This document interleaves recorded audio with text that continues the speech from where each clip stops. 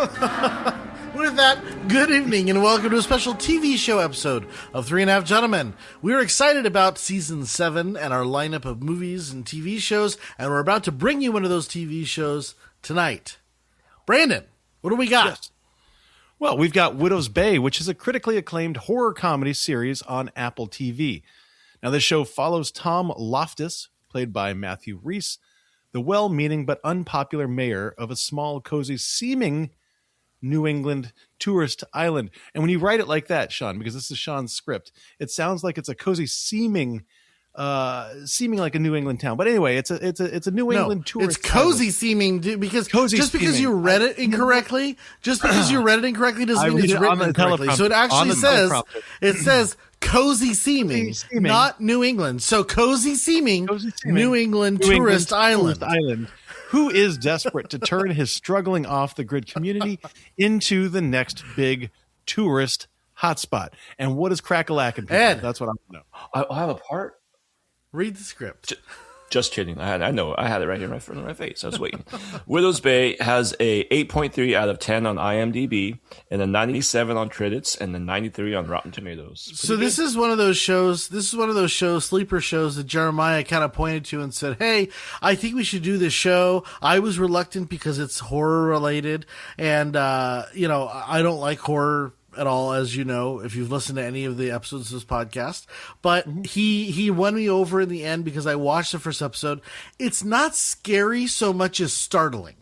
And that's, I think, the difference between a great show like this and something that's just downright scary. This is just startling. It has moments that are scary, but you actually have a plot to follow around, and the scares are part of the story. They're not just there for scare's sake. And I think that is the difference between something that's good and something that necessarily isn't that good. Jeremiah, you want to follow us up with something?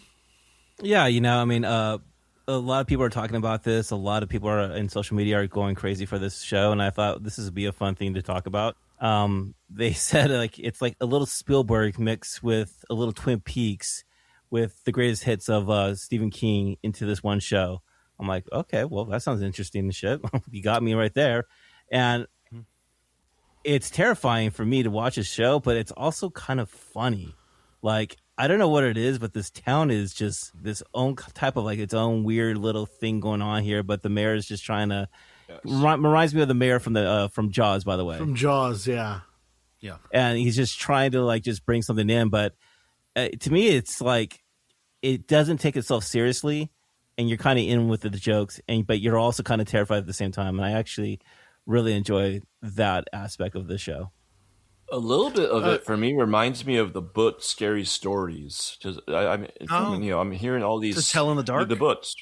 Yeah. Yes, a little bit. It reminds me of that. Do you guys ever read those books? I obviously didn't, but still terrifying. Nope, there is a movie that I will harken back to every time I watch kind of a scary anthology series like this, and it's John Cusack, and I can't remember the name of the Identity. Movie. No, Identity's fantastic. No, it's 1408, I think. It's 1408. Yeah, 1408. Which we will get to the second episode because it has a lot of vibes to that.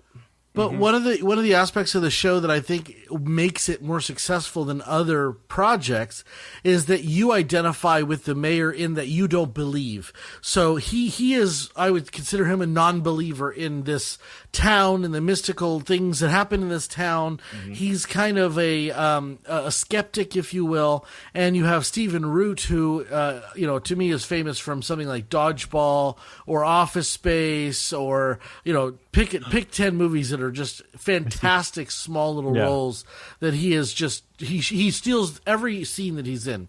But to me, Matthew Rhys, whatever his last name is pronounced, Rhys, the character that he plays is a little bit skeptic, a little bit entrepreneurial, a little bit I want to pull my town out of the quagmire of the past, and we've had problems, but we're gonna refresh and we're gonna do something new. And that kind of brings us into the first episode where he has hired not hired is the wrong word. He has promoted the town enough to invite someone from the newspaper to come and try and draw people into this New England town, or Cape Cod, I guess, not New England so much. Is New England and Cape Cod the same thing, Brandon? Yes, 100%. Okay. Yes. Cape Cod is a New So this England Cape Cod town, but then, you know, as the events unfold this first episode, we learn that perhaps things in this town are not quite what we expect. Good baseball there. And I think as a premise, Jeremiah, it is Stephen King. I mean, you know Stephen King better than everybody else. Is this not just picture perfect Stephen King? I mean, right off the bat, you kind of got a Stephen King's Mist vibe, but you also got a lot of John Carpenter vibe to it, which is also the fog of a small little coastal town that, you know, has a curse over it and everything.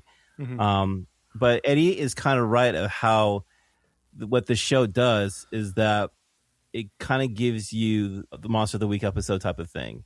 So this is like one of the small things that you're going to be dealing with in this episode is the fog here, you know, kind of like, you know, the signs as Stephen Root's character talks about, you know, the 5 signs, which the third one is you lose erection, which I thought that was the funniest fucking well, sign. And I'm sorry, but nobody could play the kook better than him. He's just like, and some of it you could tell, like a lot of his research is like mainstream, like believable research, and then all of a sudden he throws in like this fact, and it's like, nah, that one doesn't fit. Issue. One of these is not like the other. You're throwing that in there because that's what's happening to you. Brandon, I'm sorry, I didn't mean to keep you waiting. Go ahead. No, so I mean, okay, so I don't not like it. Okay. I think there's a couple things though that I'm interested in, and this is a good kind of interest. But one thing that I'm a little bit frustrated with, and I think that from what I'm hearing is that you guys appreciate this, is that Tom's an asshole. And I don't know why it seems like we have a swing now in media, TV shows and movies to really kind of have the main character not just be like fallible, but also be kind of asshole. So I kind of want a little bit more of a character to root for, and I don't feel like we have that here. Do you think that? Well, I think it's more of just his demeanor, not so much the fact that he's trying to be an asshole, but the fact that he is. And I guess that brings in the humor that you guys are really appreciating. But for me, it's just like, okay, I want somebody a little bit more likable. I think it's exasperation. I think as the show progresses, you do like him more and more because he is taking the approach at the beginning of this show that his town is completely normal. There's nothing abnormal about it. There's nothing wrong with the hotel. There's nothing wrong with the fog, which is a natural phenomenon. You know, he's just there to try and he is solely focused on bringing this town out of the dark ages, get people there and enjoy what is a beautiful town. And then pass, maybe. Yeah, and then I think his experience gets degraded over time, and he becomes a regular townsperson because he believes in all the shit, you know, over time because he experiences it. But at the beginning, I don't get asshole. I get more skeptic. Go ahead. He's kind of also a fish out of the water. He's not really from this town. So he's like, you know, he doesn't believe in all this kind of like folklore. And in fact, he's kind of ashamed about it. All he's trying to do is just make sure that this town doesn't fall apart. Like that's his main goal and everything like that. I mean, even when he said like, did you guys vote for it or something like that? He had something like, no, well, I didn't think it was a necessary. Yeah. Vote. So I do have a question. I have a question. I know we love asking questions. So I want to go around the horn. And actually I think that probably Eddie is the only one that can actually answer this correctly. My question to you guys is, where is this show going? Okay. Is it going to be an actual like supernatural thing? Is it going to be more of the townspeople are hiding a secret and that they're the actual I don't call it evil, but they're the antagonist? Is it a mixture of both? Because obviously we got the fog and that's supernatural, and this curse is supernatural. We have like a White Walker kind of situation happening with the ship, or the fishermen. So what I'm asking you guys is, what is actually going on in your opinion at this point? Eddie, I'm going to start with you. You guys go around. Yeah, I'm going to start with Hit Eddie. me up last. Yeah. Yes. I don't think I can even pinpoint where this is going. Like, I was really surprised with the second episode more than the first episode. And I don't want to go into the second episode, but I took the first episode as in, like, there's trouble in the town, and no one new comes to the town, and they only have the same people there. So that's why there's no tourists, because it's almost like the people who live there are protecting the other people from coming in. Say, hey, don't come here, just move on. Right. Like, Yeah, so I've seen a couple more episodes. I'll admit it, because I wanted to make sure the show had legs before we decided to do this. So it wasn't out of any malice. I just wanted to see if the show was good after the pilot. And I will say this: I think the show can go one of two ways. Either it's going to be an episodic fight between someone who is slowly realizing that the town is in fact cursed in some way, and then he's trying to drill down on the curse, what happened, or what curse is probably a strong word, but what is causing the fundamental problem in the town.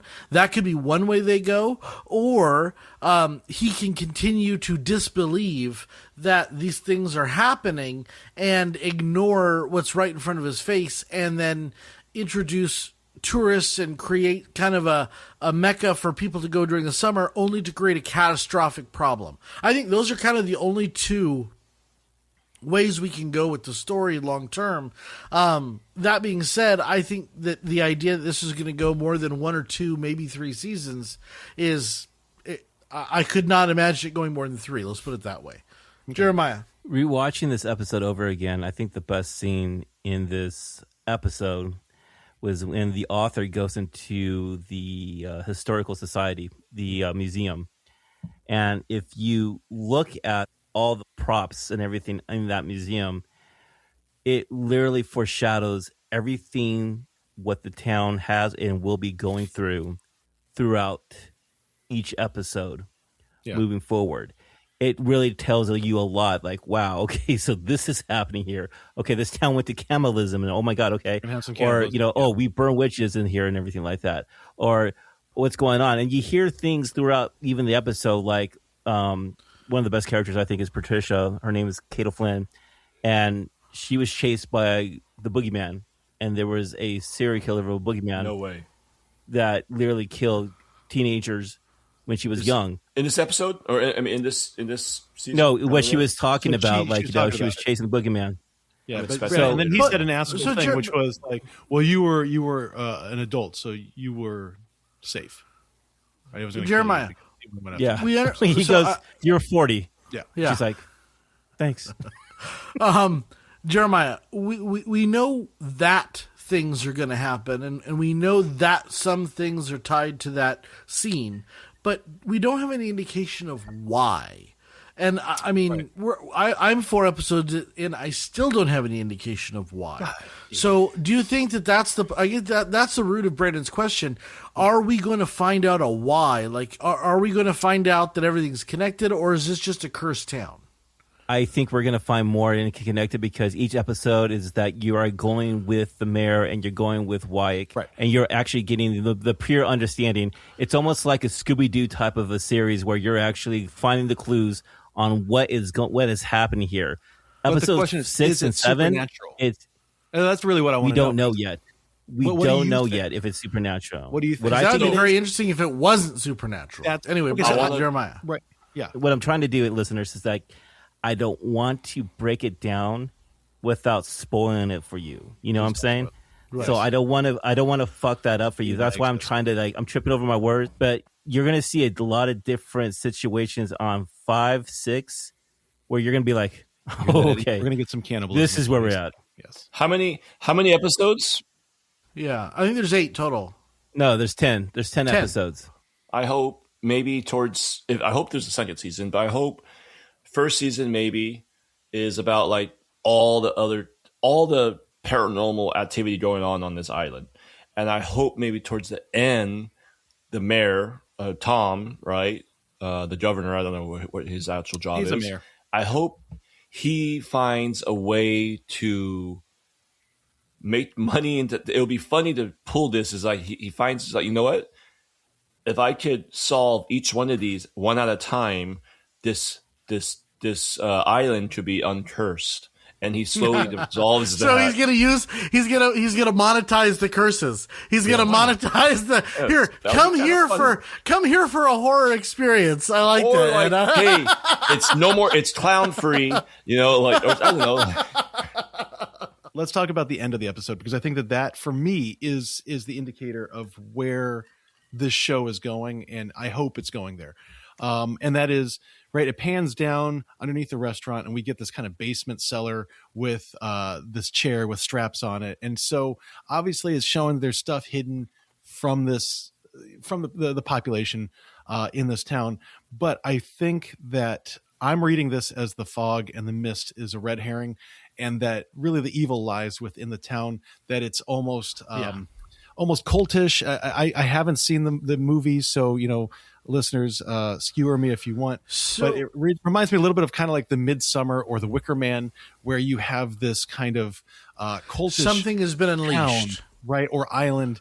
Well, no, I don't think it's unleashed. Yeah. I think that it's going to be, and even in a little bit way. Jared, help me out. I have seen this movie, but can't remember the title of it. The one where they have to do the ritualistic sacrifice of the 4 teenage kids, the cabin in the woods, right? It almost has a cabin in the woods vibe, but I don't think that it's going to go that way, which is supernatural. I don't think it's going to be that. I don't think it's that either. Yeah. I don't think it's supernatural. That's basically what I'm saying. I think that this is going to be much more grounded in reality. I hope it is. You know, I mean, there's a lot going on here that definitely pushes us to look in the more supernatural, with the fog, with Wick turning White Walker, which I guess that wasn't Wick, actually.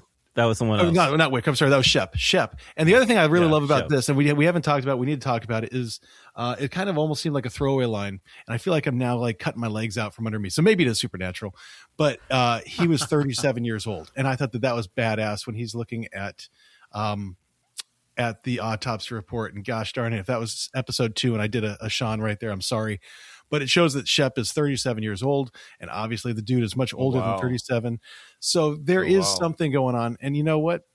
I'm going to retcon everything I said. Slowly. Maybe there is supernatural, but I do think that last shot, there's something to it to say that the town is much more knowledgeable than we understand them. Lost vibes.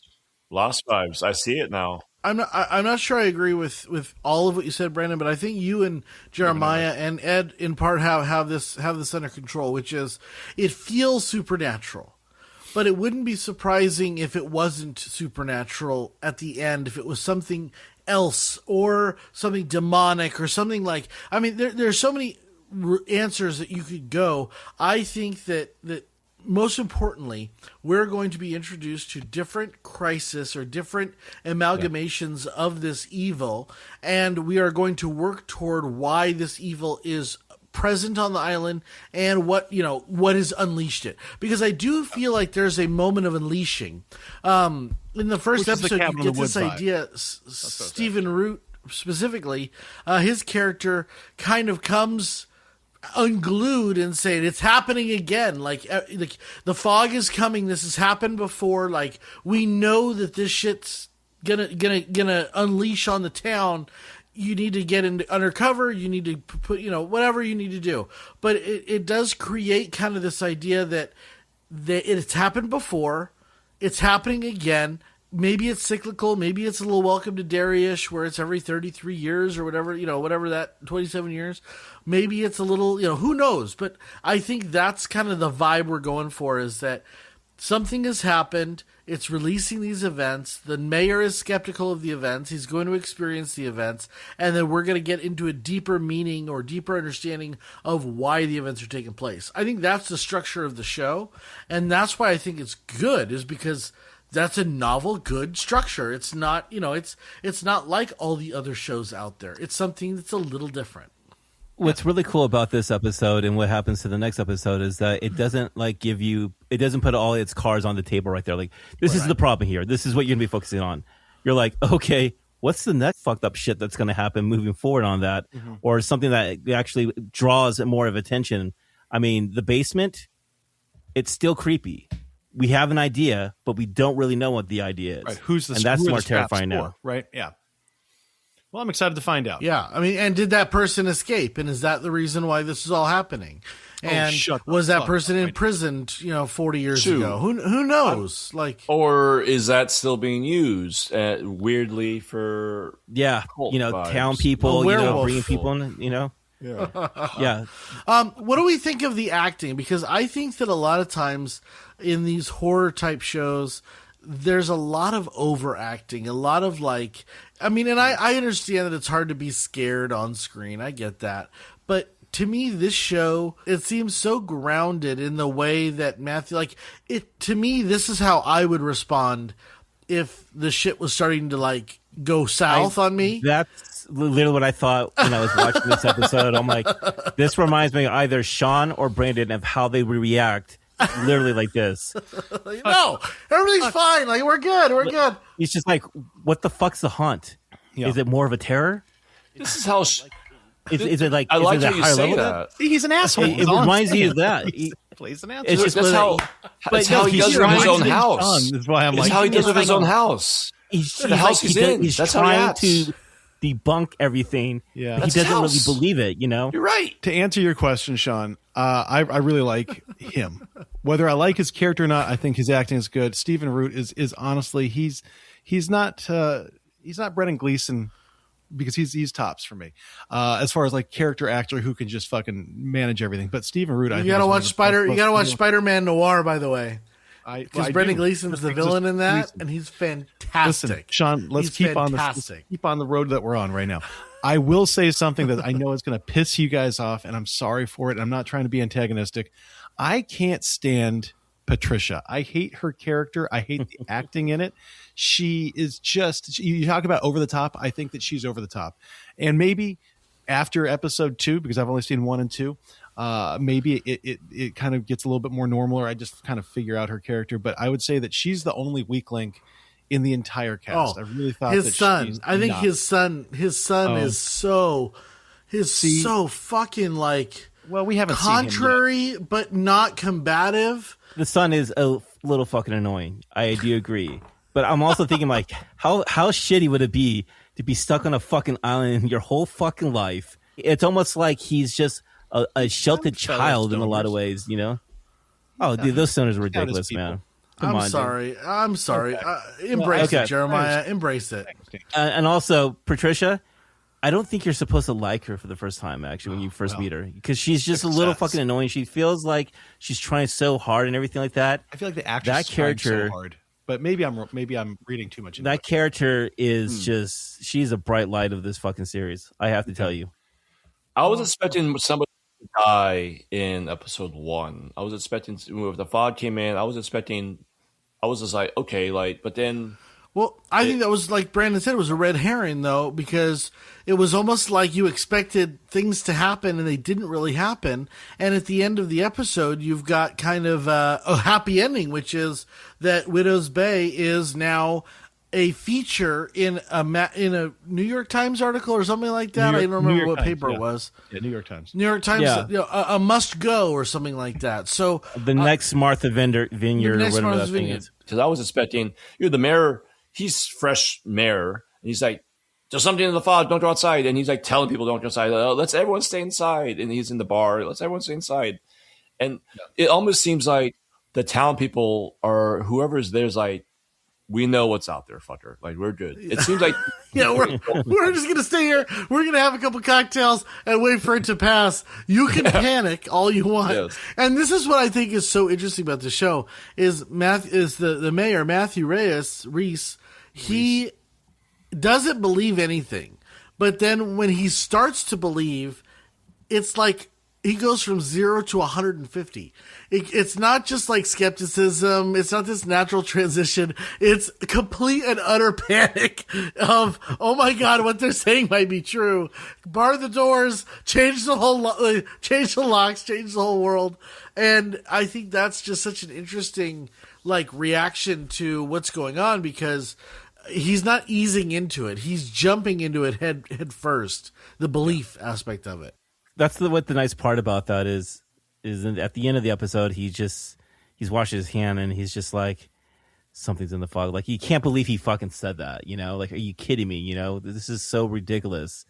I think what's really awesome about what happens with him is that he went to like Abbott Costello type of moment right there. You're just like, he's like so amateur, like, oh my gosh, and he carries that throughout most of the episodes. And it's such a treat to see him like almost like losing his shit, like, realizing that he's definitely way over his head, especially as him being the mayor.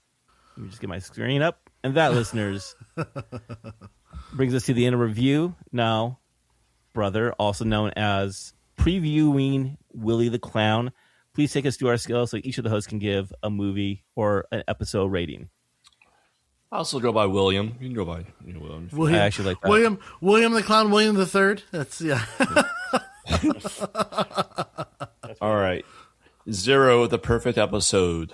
1, a feel-good first cocktail. 2, a happy buzz. 3, on the Uber lifting home. 4, rough morning walk of shame. 5, blackout, spring break, drunk. Shit-faced. It doesn't say that, and it still says film. Does. So I was a professional, and I said, Thank you for changing. Thank you for being a professional, Ed. I think this script is actually really clean. If I have to really say something, I wonder I why. wasn't going to do a script. I wasn't going to do a script until Jeremiah said we really should have a script, and then I went, okay, I'll do a script, and then I decided that, Brandon would just bitch about it, so I sent it to him, so he'll be able to update it for episode 2. Nope, I'm good. All right. Okay, I'm strong. Scores? 3, 2, 1, and okay. Oh, okay. I got to be honest. I feel connected with thought you were Brandon gonna right be now. Much higher. You were very, very positive. You were good. I like my score. Let's start with Ed. I'm keeping this very neutral. I was watching it, expecting to be scared most of the time, and then it was a lot of dialogue for me, which wasn't bad. My time Widow's Peak. So I said nothing. I said fucking whispered. nothing. It was Brandon. Okay. It was Tom Bodette. We'll leave the light on for you over there. It was apologize, not man. me. God, do not shoot the host here. I wish it gave a little bit more background, just I don't know, of the town, something like a preview of like before he got there. This is what the old mayor did. Just something maybe, I don't know. It would have been cool to see like a prequel of the first episode, like a quick little recap of maybe what the mayor is jumping into. But I liked it overall. I also thought there was a lot of questions, and that's why I'm giving this score a neutral score in my head. It's just like, all right, it's good enough for me to continue to watch the show. And I'm probably going to rewatch this after I watched all of it, like Jeremiah said, and I'll probably enjoy this a lot more than the first time I watched it. I'm giving this a 2.5. This is right down the middle for me in my eyes, a 2.5, which is a happy buzz with a shot. Bitch move. Okay, cool. It is a bitch move because I don't know how to grade this. I wasn't expecting. I was expecting to be scared, and the most I got was like, "Don't join the fog." Yeah, I'm and then then that old guy, old guy that scared me, but that was it. Yeah, sorry. I'm going to take next because why not? So listen, the way I was looking at it is, I have my scores from A Night of the 9 Kingdoms, and I gave that first episode, which I genuinely did not like, a 3.6. I would watch this episode over 1,000,000 times before watching that first episode. So that means that it's a step, in my opinion, much more. You know why? Because I didn't see anybody shitting behind a tree, explosive shits. And I enjoy that part. I really think that this is a good first episode. Okay, there are little nitpicky things that I don't like, but at the same time, like you guys have said, we got to see how it plays out. At the same time, though, if I wasn't watching this because you guys were like, hey, we're doing a podcast on it, so fucking watch it, would I be excited to go and see episode 2? Not really, no. But I wouldn't say, ooh, I'm just going to give up on it at this point. So, yeah, I mean, all jokes aside, Eddie, you gave a 2.5. I'm giving a 2.3. I think that it could go either way. And so I'm giving it a 2.3 with the hopes that my scores will get better. But we'll see. Time will tell. Next episodes will tell. And I'm excited to see what we have and also to talk about it. So 2.3. How do you talk shit about my score when you're like I literally barely off of my score? I actually just said that. Okay. Yeah. Okay, well, I wasn't listening to you. Listen to me shit next time, about buddy. me, so I was mad. I'm going to shoot it over to my buddy Wick, who is crazy How can we be having the same story? I still want to slap you. because you love me. You guys remind me of that one somber song. How can we go back to being friends? Actually, I think this was a fun episode. It's a good show. It's a good episode to start as a premiere. It set the tone wonderfully, like with kind of the balance, kind of the horror aspect as well as the kind of the comedy relief of it. And I'm actually really appreciative that it did something like that, because not too many scary series or scary movies or horror movies knows how to really do that right. It's just like it just wants to like shoot all your shit at the same time and just put it right there in front of you. This one had a good balance of it, and I think it set the tone perfectly. I actually rewatching it, watching the museum part, it literally tells you fucking everything that you need to know about the town, which is unbelievable because it shows you all the props, all the history, all the situations that actually this town experienced, that you almost kind of get a foreshadowing thing that's going to be happening there, which is fucking great. If you watch it over again, you'll see a whole different thing when watching the series. So with that being said, it's a feel-good first cocktail for me. It's a one drink here for me. It's not the best premiere. It's not like Lost or anything, but it got me intrigued.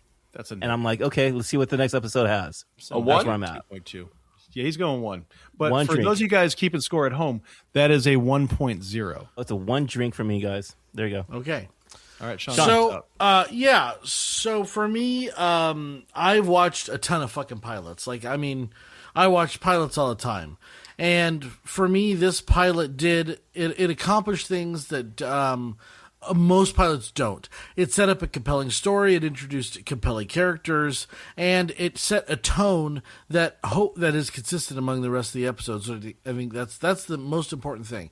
So a lot of shows have what we call a second episode slump, where you have this great pilot and then all of a sudden it goes into this. I feel like this gave you just enough. Jeremiah's correct. It didn't shoot its whole wad. It gave you just enough to taste your appetite or whet your appetite on what is to come. It gave you a little snapshot of the basement. It gave you a little bit of science fiction, not quite confirming or denying it, but giving you an idea that it might be there. It's somewhere between horror and science fiction and historical drama and, kind of demonic possession. It's somewhere in between all of those worlds, and that's where I hope it lives for the entirety of its run, because that's where it's most compelling, where it's not tied down, where you can have funny cinematic moments and you can have scary moments and you can have heartfelt moments, because nobody wants to watch the same thing week over week. Everybody wants something different. So hopefully this pilot, which I think set up beautifully, is going to execute week over week, season over season. I would say 3 seasons because that's just where I am. But for me, it's a 1.25. I think it's on the better end of most pilots. So that's Feel Good First Cocktail and an extra half a shot. 1.25. So I'm a little better than, or worse than Jeremiah, but definitely better than Brandon and Eddie. He loves comparing us. I swear to God. And I will say this: I think I didn't mean it better than you, as in like that, Brandon. You don't have to take He's a human being. You don't have to take it incorrectly. I meant better on the scale or better on the spectrum. But that's okay. You can lack nuance. That's fine. That's about everything anyway. When you take those 4 and divide by 4, what does the first episode of Widow's Bay get an average rating of there, Eddie? What's my right Willie name? the Clown. Thank you. It gives us a 1.7625. That's a lot of numbers. A 1.7625. I think this is going to be number 1 during this episode. Well, I think Certainly the best episode of this, yeah. It is the number 1 episode for this series, as it would be expected since it's the first episode. But you know what? It's not bad. It's not a bad way to start a new series, if you ask me, especially with kind of what we did with Wednesday and also Knights of the Seven Kingdom. We started as a 2.3. So we're kind of doing a little something different here, which is nice. Mm-hmm. There you go. I will say, I mean, like I said, I watched a lot of pilots. I judged a lot of pilots. I can think of a handful of great pilots. like capital G great pilots. I'm not sure this gets to the great pilot, but it's definitely a more compelling pilot than a lot of different shows that I love. So if Sean had his way to be having like the ultimate job to pick pilots for TV series, oh my TV God, network and I stuff can like tell that, you if a season that of would shows would be be good or not. the best job. Studios, Sean is looking for an opportunity. Give this opportunity for this guy. There you go. This is a good pilot. I'm excited about this show, and let's just see where it goes. So as far as this season is concerned, season 7, we're about halfway through, and we invite you to go look at our back catalog. We've been over 200 movies in the can. We're on social media. Our social media presence is growing every day, and our viewership is growing every day, and we owe that to the fans. Thank you so much for listening week over week, and we challenge you once again. Tell your friends, tell your family, tell anybody who will listen about our podcast, and we've seen it grow tremendously, and thank you so much for that. Our social media handle at the.gentleman podcast. You can go to Instagram, Threads, TikTok, and YouTube. Like and subscribe.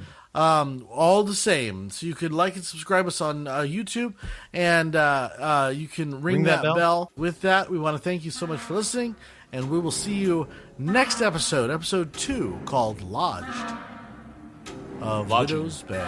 Stay out of the fog, yeah. Cheers, gentlemen. Cheers.